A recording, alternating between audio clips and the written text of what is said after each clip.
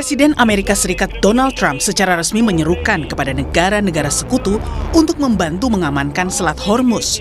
Trump menyatakan negara-negara lain seharusnya datang dan membantu Amerika melindungi Selat Hormuz sebagaimana peran AS di NATO dalam perang Rusia-Ukraina.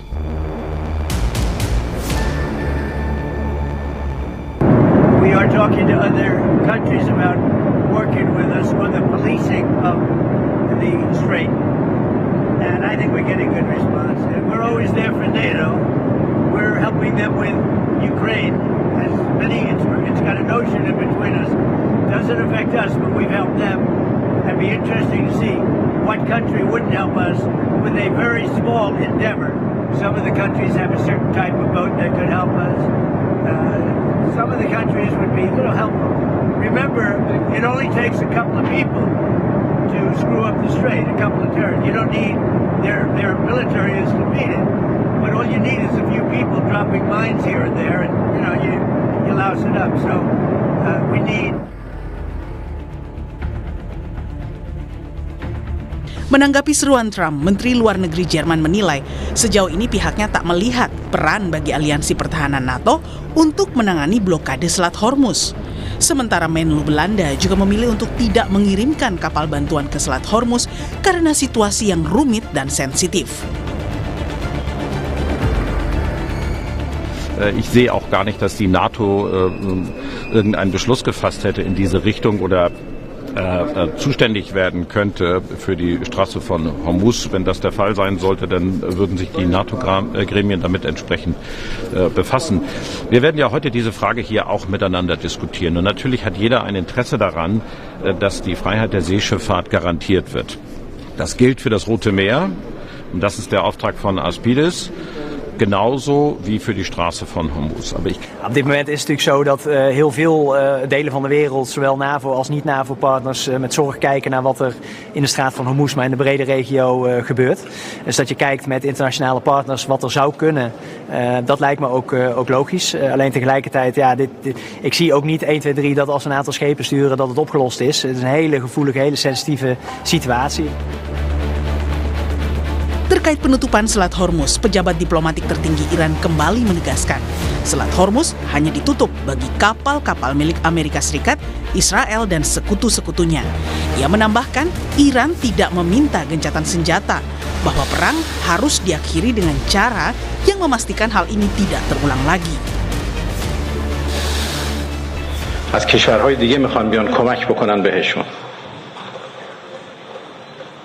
برای اینکه تنگه هرمز همچنان باز بمونه که البته از نظر ما باز هست فقط بسته است به روی دشمنان ما به روی کسانی که به کشور ما تجاوز ناجوانمردانه را انجام دادن و متحدینشون هیچ پیامی ارسال نکردیم تقاضای آتش بس نداریم ولی این جنگ باید خاتمه پیدا بکنه به صورتی که دیگر تکرار نشود.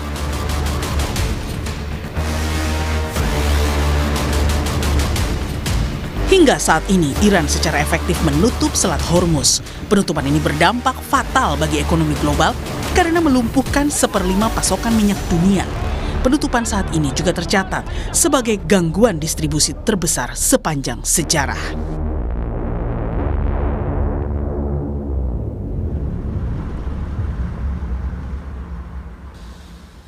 Memasuki pekan ketiga perang Iran melawan Amerika Serikat kini berujung pada penutupan Selat Hormuz khususnya untuk kapal milik Amerika Serikat, Israel, dan sekutunya. Situasi ini membuat Trump harus berteriak meminta bantuan sekutunya di NATO. Namun faktanya permintaan itu ditolak mentah-mentah. Lantas selain menutup Hormuz, apa strategi Iran hingga tidak goyah sampai saat ini? Kita akan membahasnya bersama dengan pendiri Synergy Policies Dina Prapto Raharja dan pengamat militer Anton Ali Abbas. Selamat sore Mbak Dina dan juga Mas Anton, semoga sehat-sehat selalu. Sore, Mas. Sore. Ya, saya ke Mbak Dina terlebih dahulu. Mbak Dina, kita mengetahui bahwa ini Trump tampaknya pusing tujuh keliling karena Iran memegang kendali terkait dengan Selat Hormuz dan ini membentuk sebuah kuncian yang begitu hebat bagi Amerika Serikat dan Israel. Saat ini Trump tampaknya ditolak terutama Jepang, kemudian Jerman, Perancis dan kemudian juga Australia. Kanada menolak semua untuk permintaan Trump agar menyerang Selat Hormuz. Untuk saat ini seperti apa pandangan Anda? Apakah Trump telah ditinggalkan? Ya, menurut saya Trump dalam posisi sulit karena para sekutunya sekarang mulai bertanya-tanya apa sebenarnya strategi exit yang dipikirkan oleh Trump. Kalau diperhatikan, di mana-mana kalau orang melakukan satu serangan militer, sebenarnya pasti ada strategi politik di baliknya.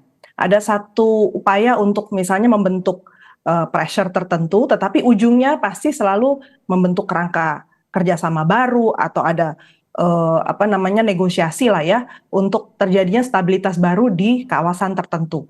Nah, di sini yang tidak nampak dari Trump adalah sisi stabilitas seperti apa yang kemudian dibayangkan.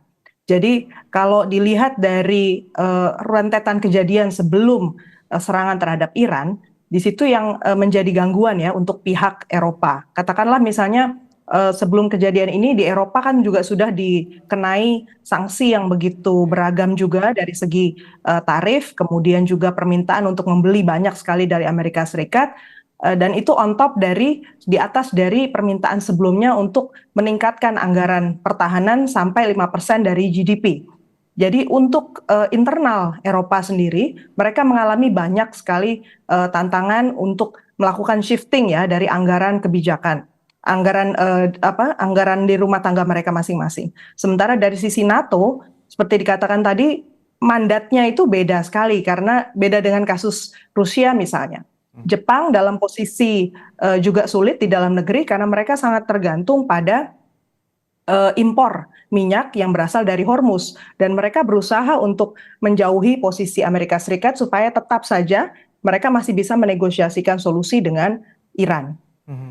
Oke, saya ke Mas Anu. Tadi dari Mbak Dina mengenai bahwa perang dagang ini menjadi salah satu background bahwa negara-negara Eropa terutama tidak ingin membantu Trump untuk di Selat Hormuz. Dan untuk saat ini Mas Anton, kita lihat bahwa apakah juga dampak dari penutupan Selat Hormuz ini Trump tidak memiliki strategic point terkait dengan peperangan di wilayah tersebut dan juga apakah ini terkait dengan munisi yang dimiliki Amerika Serikat Israel saat ini mulai terbatas?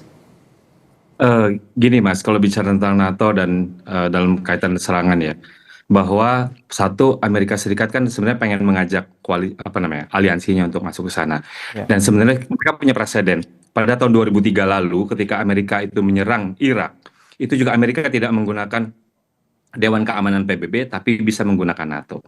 Dan harapannya itu yang ingin dilakukan oleh Amerika Serikat. Tapi kenyataannya tidak. Di satu sisi memang ada dilema ketika kita bicara tentang Eropa dan juga NATO. Satu, mereka banyak yang menilai bahwa perang hari ini itu adalah illegal war yang tidak sesuai dengan hukum internasional. Tapi di sisi lain mereka paham bahwa kalau mereka menjauh dari Amerika Serikat, Eropa itu masih punya perang namanya perang dengan Rusia Ukraina. Mereka cukup khawatir kalau misalnya Amerika menjauh, nanti Rusia akan mendapat pitfall gitu ya, dapat keuntungan gitu dari situ. Itu yang kedua. Yang ketiga, tapi kenapa kemudian ini gagal? Saya pikir ada concern juga bahwa terkait dukungan publik nasionalnya dari negara masing-masing itu. Itu yang kemudian menjadikan negara-negara itu cenderung resisten untuk menurunkan kapal perangnya untuk mengawal. Sementara kalau misalnya kita pakai kalkulasi ya, dalam iring-iringan 10 misalnya 5 sampai 10 tanker itu membutuhkan sekitar 8 sampai 10 kapal perang. Masalahnya Amerika sendiri saja tidak mau menurunkan USS Abraham Lincoln mereka untuk mengawal itu. Itu kan menjadi problem gitu. Jadi di sisi lain memang kalau kita bicara tentang Selat Hormuz itu kan yang paling strategis saat ini. Bahwa Amerika selalu mengklaim sudah memiliki kewenangan awal, lalu juga sudah melumpuhkan armada angkatan lautnya Iran dan lain-lain, tapi kenyataannya kan sampai sekarang Iran masih tetap bisa menguasai secara efektif Selat Hormuz. Ini yang kemudian menjadi beban dari Amerika Serikat. Di sisi lain, saring aksi balas dari Iran tidak pernah berhenti untuk melakukan ini.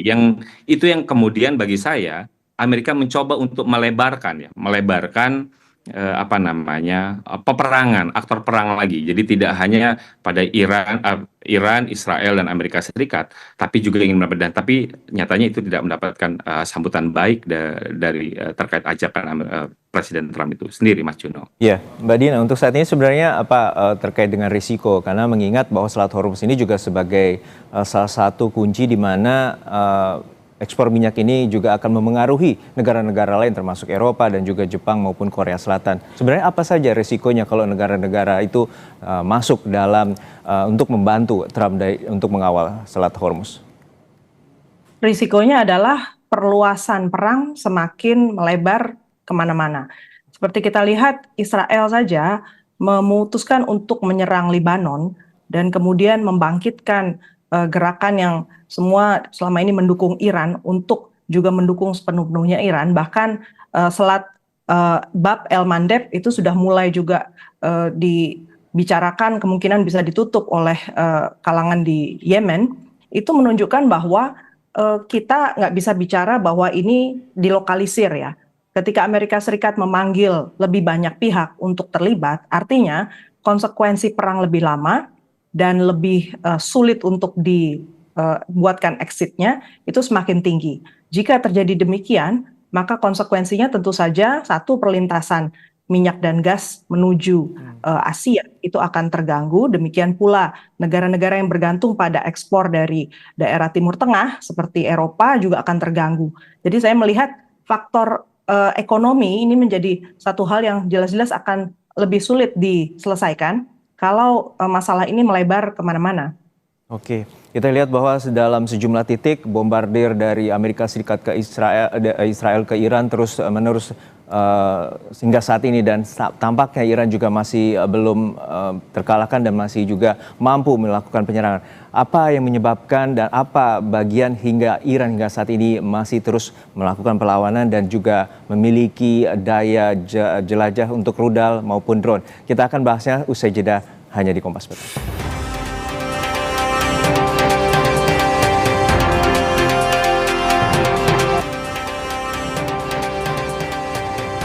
Ya saudara, untuk saat ini Selat Hormuz khususnya untuk kapal milik Amerika Serikat, Israel dan sekutunya, dan Donald Trump meminta negara NATO terutama 7 negara untuk membantunya dalam posisinya di Selat Hormuz. Kita akan membahasnya bersama dengan Dina Praptora Harja, pendiri Synergy Policies dan juga pengamat militer JIDA, Mas Anton Ali Abbas. Saya ke Mas Anton terlebih dahulu. Mas Anton, kita mengetahui bahwa Iran juga memiliki operasi militer bernama True Promise 4 dan juga Amerika Serikat memiliki nama operasinya Epic Fury. Kedua-duanya sama-sama saling melantangkan bahwa mereka akan saling melawan. Untuk saat ini Anda melihat bagaimana posisi keduanya terutama dalam perang asimetris ini?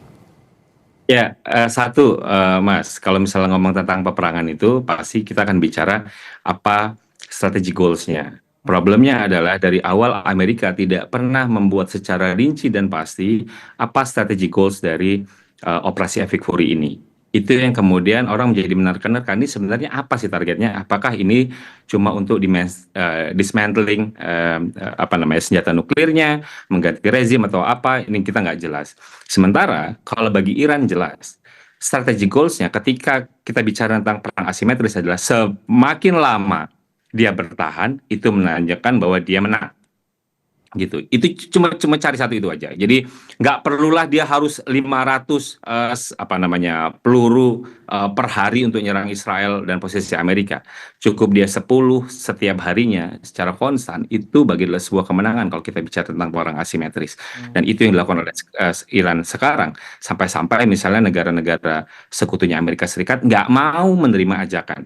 Padahal Mas Juno, kalau misalnya kita lihat tadi itu pihak dari Jerman sudah menyatakan itu ada operasi Aspides yang dilakukan oleh Eropa di di Laut Merah gitu ya. Jadi ini untuk melawan Houthi. Kan sebenarnya kemarin itu sudah ada rapat di Uni Eropa untuk apakah operasi Aspides ini kita perlu lebarkan sampai Hormuz atau tidak. Gitu, karena kan sebenarnya dekat, karena mereka melakukan operasi menurunkan sekitar asetnya ada empat kapal perang di sana gitu ya, yang dipimpin oleh Yunani. Tapi kenyataannya Uni Eropa tidak menghendaki. Rapat kemarin itu tidak setuju untuk memperluas operasi Aspides, dan ini yang kemudian menjadi pukulan bagi Amerika Serikat ketika bicara tentang perang asimetris. Ketika kita bicara Selat Hormuz adalah titik krusial, titik yang strategis, siapa yang mampu mengendalikan itu bisa memenangkan mengendalikan peperangan, dan itu yang dilakukan oleh Iran sekarang. Nah, ini yang menjadikan pertanyaan, apakah memang selama ini klaim yang dilakukan oleh Amerika Serikat bahwa kita menang, kita sudah 100% melumpuhkan, itu sebenarnya adalah berita palsu belaka, karena kemudian katanya untuk mengamankan Hormuz dan untuk membuat pelayaran itu aman kembali, lebih dari 10 kapal lewat, itu ternyata tidak mampu dilakukan oleh Amerika Serikat. Itu Mas Juno. Baik, Mbak Dina, kita mengetahui juga bahwa perang 12 hari terjadi pada Juni tahun lalu, dan ini apakah juga salah satu bagian di mana Iran juga mendapatkan bantuan dari Cina maupun Rusia pasca perang 12 hari, dan saat ini salah satu bagian bahwa Iran hingga saat ini belum terkalahkan? Menurut saya salah satu faktor yang menarik dalam perang yang kali ini yang dimulai tanggal 28 Februari 2026 itu adalah bahwa titik diplomasi justru dijadikan satu momentum baru ya, punya momentum baru lah untuk kemudian menarik perhatian dunia di tengah multilateralisme yang dihancurkan habis-habisan oleh Amerika Serikat. Kalau kita perhatikan dari intonasi, kemudian pertanyaan-pertanyaan negara-negara dunia yang tadi diminta tolong oleh Trump, di situ nampak bahwa justru orang memilih untuk menahan diri. Negara-negara berusaha untuk menahan diri karena mempertanyakan tadi, apa sih sebenarnya keseimbangan baru yang mau dicari? Kalau dikatakan memang Iran itu berbahaya di kawasan, kemudian titik keamanan seperti apa yang mau diciptakan? Dan nggak mungkin kan setiap saat, setiap waktu harus dijaga lewat senjata begitu dengan military intervention. Jadi berbeda dengan bulan Juni, Iran waktu itu masih sendirian dan waktu itu dia disudutkan betul untuk masuk ke meja perundingan. Dan inilah juga yang menyebabkan Iran kemudian marah besar ya, kali ini mengatakan tidak ada ceasefire, tidak ada gencatan senjata, nggak ada permintaan negosiasi karena sudah berusaha negosiasi berkali-kali, selalu diserang pada saat mereka memutuskan untuk memberikan konsesi. Jadi menurut saya di sini ada titik terang baru bahwa cara-cara kekerasan yang selama ini dikobarkan oleh Donald Trump sejak dia memimpin, bahkan dia secara resmi ya bulan November kemarin mengubah Department of Defense di Amerika Serikat, namanya berubah menjadi Department of War, Departemen Perang gitu kan, itu ternyata tidak mendapatkan simpati di dunia. Ya. Apakah ini juga bagian bahwa saya juga melihat bahwa dari Menlu Iran Abbas Araghchi juga menyatakan bahwa tadi Anda menyatakan bahwa tidak ada negosiasi dan pintu tertutup dan juga Selat Hormuz tertutup bagi Amerika Serikat dan sekutunya. Namun diplomasi yang ia buka adalah membuka komunikasi dengan negara-negara lain bila kapal tankernya ingin melewati Selat Hormuz. Dan ini salah satu sebuah kunci bahwa Iran memiliki peran penting di Selat Hormuz. Tanggapan Anda? Ya, betul sekali. Kalau menurut saya Iran walaupun selama ini mengalami isolasi, embargo, dan dengan situasi yang demikian terjepit ya, dia masih berusaha untuk survive dan membangun kekuatan jaringan bawah tanah. Terlepas dari apa yang dia kembangkan secara ideologis, Sunni, Syiah, dan seterusnya di Timur Tengah, kenyataannya Iran selalu berusaha untuk berjalan di koridornya gitu ya. Jadi kalau diperhatikan dalam konteks serangan Israel dan Amerika Serikat, justru yang harus dicermati kali ini adalah bahwa upaya untuk meluaskan perang itu ternyata munculnya dari Israel dan Amerika Serikat dengan dua motif yang berbeda. Amerika Serikat menginginkan bahwa konsep Amerika itu power yang besar dan tak terkalahkan itu diterima di dunia, sementara konsep Greater Israel atau Israel Raya itu mengemuka karena sebelum kejadian ini Israel melakukan berbagai macam serangan ke negara-negara tetangga dan menyebabkan begitu banyak kerusakan infrastruktur yang juga mengganggu tatanan di kawasan. Ya, terakhir ke Mas Anton Ali Abbas. Mas Anton, kita mengetahui bahwa ini tampaknya hegemoni Amerika Serikat di kawasan Timur Tengah mulai tergoyahkan. Untuk saat ini Anda melihat seperti apa yang dilontarkan oleh Amerika bahwa Iran akan segera berakhir atau Iran akan segera kalah, namun sebaliknya Iran menyatakan bahwa operasi Epic Fury ini bahkan menjadi Epic Mystic atau Epic Fear. Seperti apa Anda melihat bahwa Amerika Serikat dalam pekan ke depan ini akan melancarkan beberapa serangan ataupun taktik dan strategi untuk menyerang Iran? Ya, pertama terkait diplomasi tadi, Mas. Jadi Uni Eropa bukan berarti tidak memperhatikan itu. Uni Eropa juga punya concern terhadap perang ini, tapi mereka ingin mengedepankan upaya diplomasi, upaya damai. Itu satu. Apakah kemudian upaya itu kemudian tidak dilakukan oleh pihak lain? Jawabannya iya. Buktinya apa? Buktinya Presiden Putin itu sebelumnya adalah pernah menelpon Presiden Iran pada Jumat lalu untuk terkait bagaimana cara keluar dari peperangan ini, termasuk juga kemudian dilanjutkan dengan Presiden Trump menelpon Presiden Putin untuk menjadikan cari solusi. Artinya apa? Negosiasi walaupun secara verbal, secara eksplisit itu dilakukan, tapi di belakang layar itu dilakukan. Ada banyak pihak yang mengupayakan itu. Lalu apa kemudian the next-nya gitu ya? Bagi saya ini kemudian menjadi menarik. Satu, Iran memainkan power yang cukup baik di sini dalam hal ini ketika kita bicara tentang peperangan asimetris. Bisa jadi kalau peperangan ini kemudian berakhir, jadi entah itu nanti dua-duanya mundur gitu ya, tanpa ada perdamaian gitu. Tapi kemudian Iran bisa jadi menyampaikan pesan. Ke depan Amerika harus punya pilihan. Tetap untuk mengedepankan kepentingan Israel dalam hal ini gitu, atau memperhatikan tekanan global dalam hal ini ekonomi. Itu satu. Kedua yang harus dilihat juga adalah ketika Iran secara berhasil itu menghancurkan aset-aset Amerika Serikat di kawasan, di Teluk, dan termasuk juga interceptor yang dimiliki oleh negara-negara Teluk itu juga berkurang drastis. Di sisi lain ada faktor Cina di sini.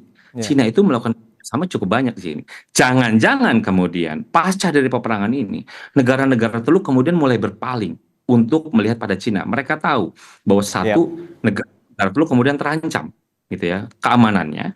Kedua, mereka tahu bahwa Iran sama Cina ini dekat.